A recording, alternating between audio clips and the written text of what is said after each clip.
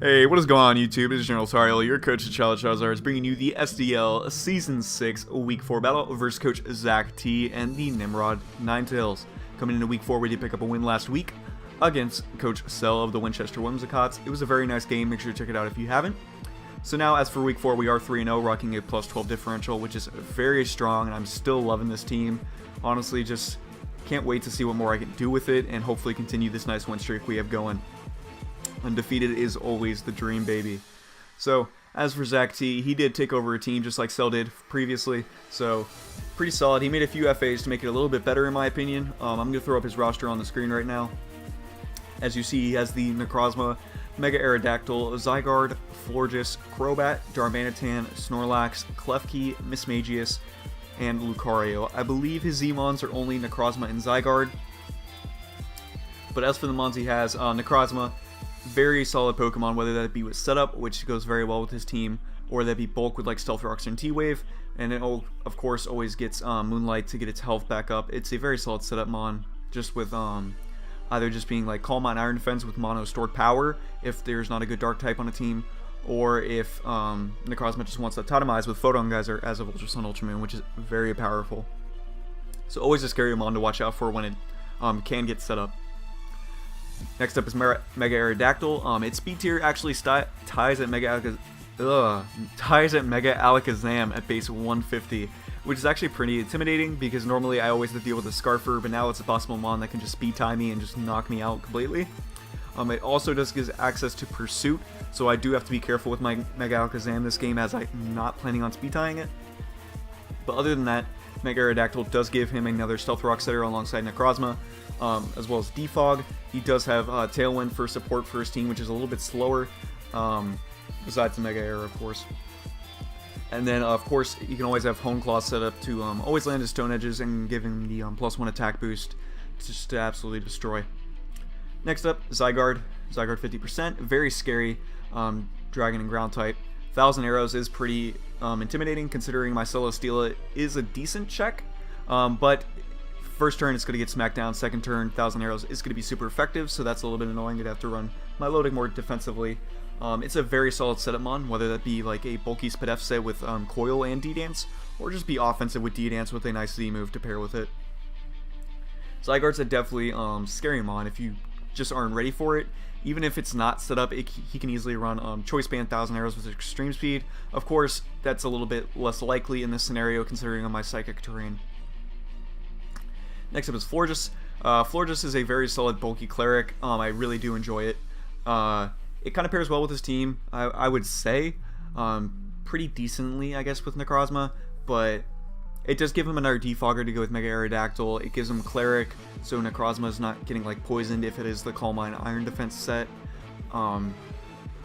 If the Zygarde is Rest Talk and he rests and switches out, it can get the Heal Bell off, so Zygarde's, you know, nice at full health and awake, ready to come in. Other than that, Florges isn't really too much of a pain for me to worry about because Celesteela absolutely walls it. That's the main problem with Florges, is that Steels just absolutely abuse it. There's no way for Florges to really get around that. And then we have Crobat. Crobat's a very nice 130 speed tier. This basically allows him to possibly run its Scarf to deal with my Zam, as well as if I didn't put enough speed into my Holochip for Unburden.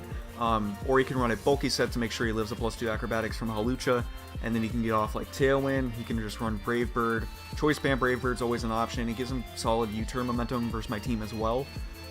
Nasty Bat isn't even that bad versus my team if he weakens my Milotic first and Mega Zam's gone. So Crobat has a lot of possibilities that he could use it for. Now, next up is Darmanitan. Darmanitan, unfortunately, has the same speed tier as Zygarde at 95, but still a very powerful Pokemon. Of course, running a Scarf set more times than none, but with sheer force, it can run Life Orb if it really wanted to. Flare Blitz does hit really hard, but we do have Milotic to heat that up if we really want to. And then Garchomp, if he does hit it with that, he does have to take Rough Skin along with the Flare Blitz, so I'm not too worried about Darmanitan. It does have some coverage and whatnot, but I feel like it's needed for him to bring its Scarf this game. One, to get a solid Scarfer versus my Mega Zam. Two, to have a direct answer to my Celesteela. And then he has Snorlax. Snorlax gives him a solid Thick Fat user to go along with Zygarde, considering if it's 4 times Ice weakness, which doesn't capitalize on too much otherwise, because Darmanitan's pretty frail, even though it is a Fire type. So Snorlax can definitely help out with that. Snorlax is a very solid curse setup sweeper if you do not know already, because it does also get access to Gluttony and Recycle, allowing it to just set up and get its berries over and over again. So you really have to focus on bringing a status to wear down the Snorlax, but he does once again have the option of running a rest Snorlax if you really wanted to. It's less common nowadays, but it is still a solid set to bring if a team does not have a good ghost type, because then you just bring Curse, Mono Normal, and then Rest Sleep Talk. Also for Snorlax, he does have access to like Whirlwind to stop my setup. It's a pretty bulky Spadefmon, but I can really just blow it back with Psyshock on my Pokemon for Alakazam and Lele. And then next up is Klefki. Klefki really helps this team in my opinion, because he has Pokemon like Darmanitan, Zygarde, and Necrozma. They all abuse spikes, and Necrozma and Zygarde 50 really appreciate dual screen Prankster, allowing for beautiful setup. And Klefki's just a great mon in general in my opinion. You should really try it out if you haven't. I feel like it's a little redundant to have Florges and Klefki on a team having two fairy types. If I were him, I would have grabbed a better steel to go with Florges. Klefki's a great mon, but I feel like you need to get a solid steel in order to complete a or get a more reliable Dragon Fairy steel. But you know, getting the Prankster spikes and screens like I already mentioned, and then getting Prankster T-Wave as well to control the speed tiers, considering he does have like 95s and then 90 in Lucario, which I'll get to soon. It's very nice for those Pokemon to actually be able to outspeed without being Scarfers if he can. So the Prankster T-Wave will really help out with that. Next up is Mismagius, 105 speed tier, which is pretty solid ghost type. Pretty much known for nasty plotting, but it does have a pretty solid move pool possibility with like Thunder Wave, Taunt, Trick, Will-O-Wisp, all that good stuff. So it has a lot in its arsenal, so it's kind of interesting to prep for at times, but majority of the time or not, you'll be facing a nasty plot set. And if I did decide to bring Hawlucha, it'd be a little bit interesting to check me from spamming high jump kick from when I get the setup ready. And then lastly, Lucario. I love Lucario. If you did watch me get a championship with it in PMUD League, amazing setup mon.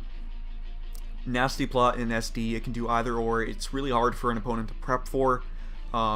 Especially getting it behind those dual screens with Klefki suits it so well. He could even run Scarf if he really wanted to, because I do appreciate Scarf Lucario now after I used it once or twice in PMU. But well known for setup. And he does also get options in priority, just like Zygarde. He does have Extreme Speed with Lucario, and it does get options in Bullet Punch, but because of my Psychic Terrain, that's really only going to be helping him versus Hawlucha, considering neither of those moves are going to be touching Celesteela at all. Now, as we were going into the battle and I saw the 6 he brought, I was like, okay, not too bad. And I still haven't got over my team, so I need to stop that. Lele, from left to right. I have a Choice Specs Lele with Psyshock, Psychic. I believe it was Shadow Ball. No, Psyshock, Psychic, Moonblast, and Nature Power. I decided to bring Nature Power just to give me more Psychic as an option, because if you don't know, Nature Power decides what terrain, and then it it will use either Thunderbolt, Energy Ball, or Psychic, I believe. So I decided to bring that because I really didn't need anything else, because Psychic spam versus team is just too strong. So that Choice Specs Lele is absolutely going to blow back his team. Next up is Mega Zam. This had enough speed for his Crobat. I decided not to speed type the Aerodactyl, that's just too risky. I had Psychic, Psyshock, Shadow Ball, and Taunt. Taunt was just in case Necrozma wanted to pull any shenanigans versus me, or as any other Pokemon, but other than that, Psychic and Psyshock combos would just blow him back. These two Mons in terrain, two-shot Ace Spadef Klefki, so definitely not worried about that at all. Next up is the Alolan Marowak. This was just a 6 Mon I threw on because I knew I couldn't lose with the other 5 that I have. So Alolan Marowak had Stealth Rocks, Shadow Bone, Brick Break, and Will-O-Wisp. Will-O-Wisp I felt like was going to be pretty nice versus this team, considering his switching could be in Snorlax if he was thick fat, because Snorlax can pretty much wall me if he does bring a decent amount of defense bulk and whatnot versus my AWAC. That's why I have the Brick Break. I felt like Flare Blitz wasn't going to be helping me too much this match, honestly, because Shadow Bone just hits so hard versus team already. It just misses a KO on Klefki as well as Lucario, but Lucario I do have Brick Break for, so I felt like it was going to work out pretty fine in the end. And Stealth Rocks is just because I didn't have it on my Garchomp, and it's always nice to have Hazards as an option. It should just about always be brought to a game, in my opinion. Next up, Celesteela, the Absolute Wall. This was a mixed defensive Celesteela, of course. I had Leech Seed to protect Heavy Slam and Hidden Power Ice. I was considering Earthquake, but I felt like Hidden Power Ice was going to be better. The reasoning for that is even if he's a pretty bulky Spadef Zygarde, Hidden Power Ice will always break his sub, and this stops him from any shenanigans. If he was a Coil Zygarde that was pretty bulky, Heavy Slam would eventually not be able to break sub, and I didn't want to risk that. Also, not having Earthquake is fine, considering the mons I would only need that for is Lucario and Darmanitan. Those are easily checked by Milotic. And speaking of Milotic, I do have a Flame Orb Marvel skill set right here to absolutely eat up his physical attackers. I was defense with a little bit of Spadef. It was around 52 investment, I believe, for Spadef. And I had Haze, Scald, Recover, Ice Beam. Ice Beam, of course, for the Zygarde. Scald just hit everything else and whatnot. Haze for his massive setup mons. It was much needed for this game. And then Recover, just of course for the longevity, because our Flame Orb as well as damage will just be wearing us down over time. He does have not a, in my opinion, a pretty solid answer to knocking out Milotic. Lastly is Garchomp. I just wanted to bring a Scarf Garchomp just because it deals with a possible Scarf Darmanitan, +1 Zygarde, as well as it outspeeds Mega Aerodactyl, gets me to an outspeeding Crobat just besides Mega Alakazam.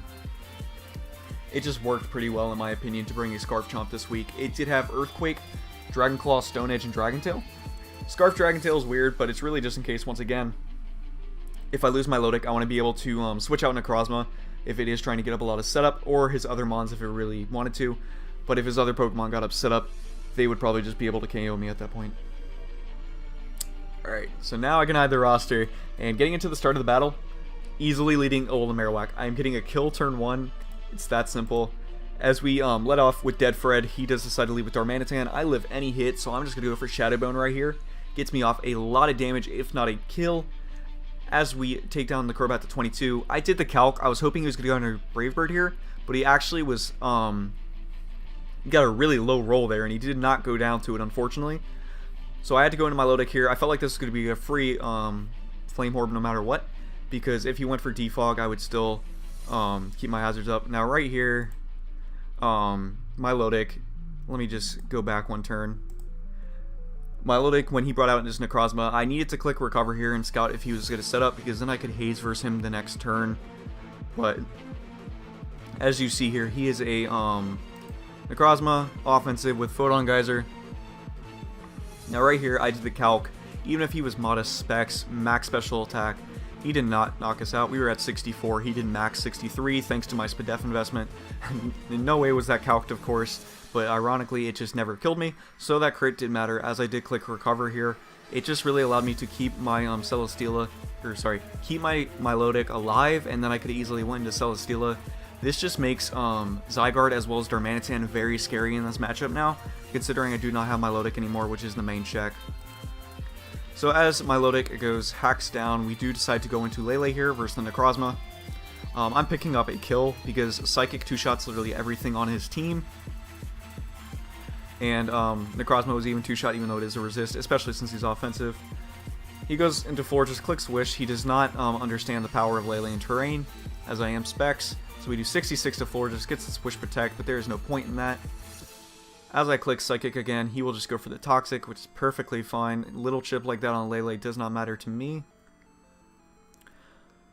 He decides to Protect again on my Psychic. Still does not matter, just taking a little bit more Toxic, but I'm fine with that. He doesn't even opt to switch into Necrozma, as I just click Psychic here and take out the Florges. He will go into Darmanitan now.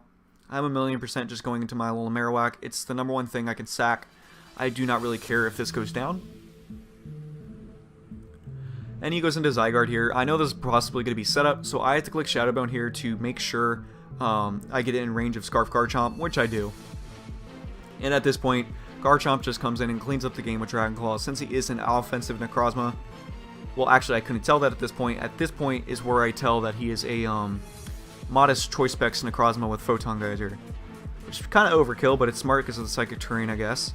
But Dragon Claw two-shotted, so there was no threat of that, and then Dragon Claw just absolutely cleans up the game as Garchomp did last week, which is very nice. So Garchomp picking up 3 more kills, making it 7 kills with no deaths, which is really nice. Megalakazam still hasn't done anything, which is pretty unfortunate, but it's fine. Lele picked up 2 kills, which is pretty hype in my opinion. But it was a good battle, but I'm still kind of upset my Milotic got crit, simply because I'm pretty positive I would have been able to got the 6-0 if he did not crit my Milotic. Not being an insult to Zach, I'm just saying there was no way for him to break through my Milotic if I just switched out on his Necrozma after. Also, it being Choice Specs Necrozma instead of just like a Life Orb or Twisted Spoon like he joked about, made it easier because he wouldn't be able to Heat Wave me after into Celesteela. It would have been better for him if he used probably Inferno Overdrive for Celesteela or something like that. But either way, we pick up the win, and we are now 4-0 plus 16. Still going to accept the record. 6-0 would have been really nice, but I'm still happy with what we got. So make sure to stick around for next week as we take on Loris Masta in the Miami Heat for week 5. It will be a very interesting match as Loris is a little behind on games, but he is doing very well with his team so far, as we will have to take on a Naganadel, which is not his Uber ironically, and then Aegislash on top of that. So that'll be an interesting game for sure. Make sure to check that out next week. So that'll be it from me today. Sub, like, share, deuces.